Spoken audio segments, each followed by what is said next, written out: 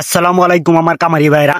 এখন যে সময়টা, এই সময়টা যদি আপনি গরুকে পরিচর্যা ঠিকভাবে না করেন, তাহলে আপনার হাড্ডিসার গাভীগুলো দিনে দিনে, হ্যাঁ, মোটা তো হবে না, এবং কি বরংস আরো ক্ষতি হবে। ঠিক আছে, কারণ হচ্ছে ওদের, আমাদের যে যখন আমরা মানুষের যখন ইয়াং বয়স থাকে, ইয়াং বয়সে কিন্তু আমাদের শরীরগুলো গরম থাকে। আমাদের যখন ছোট কাল, তখন কিন্তু শরীরের রক্ত কিন্তু নতুন নতুন রক্ত, মানে তাপমাত্রা বেশি।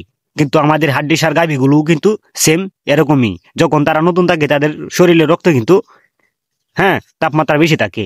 এখন আপনি আমি, ঠিক আছে, দিনে দিনে বয়সে বুড়া হয়ে যেতেছি। বুড়া কালে কিন্তু, হ্যাঁ, রোদ, এই শরীরের রক্তগুলো কিন্তু, মানে কি হয়ে যায়, মানে দিনে দিনে ড্যামেজ হয়ে যায়। ড্যামেজ হয়ে যাওয়ার পরে কারণে আমাদের কিন্তু রক্ত, শরীরের রক্ত কিন্তু মানে ঠিকভাবে কি, মানে তাপ উৎপন্ন করতে পারে না। শরীরের রক্ত যেভাবে ড্যাম হয়ে যায়, ঠিক আছে, এই হাড্ডিসার গাভীগুলাও কিন্তু শরীর কিন্তু দিনে দিনে তাদের ড্যাম হয়ে গেছে। তাই আমরা যারা হাড্ডিসার গাভী লালন পালন করব, এদের শরীরের রক্ত কিন্তু একবারে ড্যাম হয়ে গেছে।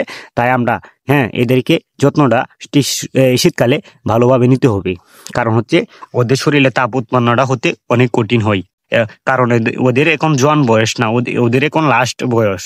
এই বয়সে তাদেরকে তাপমাত্রা উৎপন্ন করতে গেলে অবশ্যই রোদ্রে আনতে হবে। কারণ না এতে গাভীগুলো আপনি যতই খাবার দেন, যতই কিছু করেন, কখনোই এটা মোটা তাজা হবে না। ঠিক আছে, আপনি আমি যতই কিছু খাই না কেন, কারণ আমাদের আগের মতন ইয়াং জেনারেশনের মতন কাজ করবে না।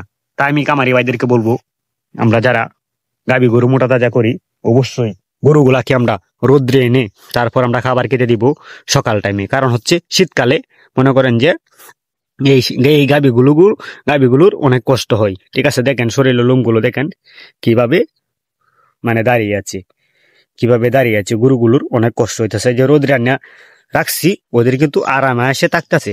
গরুর মায়ামো মতো যদি আপনি না বুঝেন, আপনি কিভাবে আপনি কামার করবেন? তাই আমার কামারি ভাইদেরকে বলবো, গরু মায়া মমতা বুঝেন, গরুর প্রতি ভালোবাসা আনেন।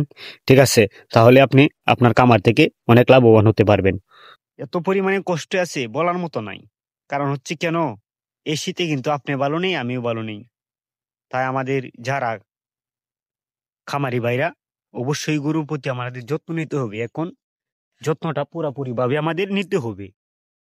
এখন শীতকাল, এই শীতকালে আমরা গরুদের যত্ন আমরা কিভাবে নেব?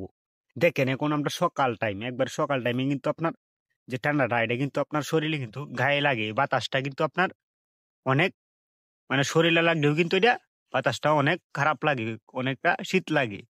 এই শীতে আমরা পরিচর্যা আমরা কি নিব? আমরা সকালবেলা ওদেরকে কি করব? রোদ্রে এনে, দেখেন এখন আমার রোদ্রে, এখন প্রায় 8:30 বাজে। আমি খামারের গরুগুলো সবগুলো বাইরে আনলাম। আনার পরে তাদেরকে আমি রোদ্রে খাবার খেতে দিলাম।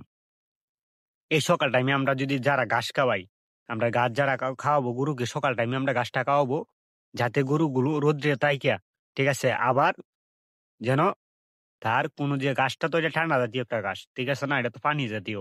তার জন্য আমরা পানি জাতীয় যা খাবার আছে, আমরা কিন্তু এদেরকে, মানে বিকাল 5টার আগে ওদেরকে সবকিছু খাবার দাবার, পানি জাতীয় খাবার, আপনি দানাদার খাবার খাবার যাই খাবার, আপনি বিকাল 5টার আগে ওদেরকে খাবার দিবেন।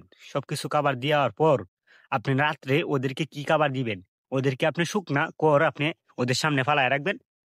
আলহামদুলিল্লাহ, তাইলে ওরা সুন্দরভাবে খেয়ে নিবে।